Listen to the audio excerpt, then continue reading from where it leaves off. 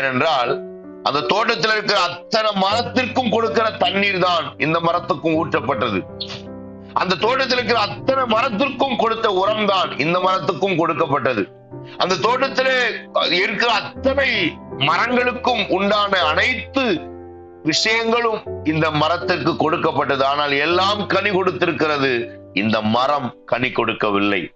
நியாயமான காரணங்கள் இல்லை. இதற்காக பேசுவதற்கு ஒருவரும் கிடையாது. இந்த மரம் எதையும் தன்னை நியாயப்படுத்தி பேசுவதற்கு ஒன்றும் கிடையாது.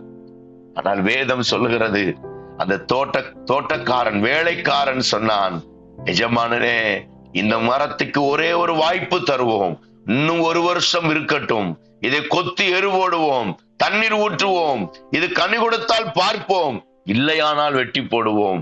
நியாயமான காரணங்கள் ஒன்றும் இல்லாத போது, பேசுவதற்கு எதுவும் இல்லாத போது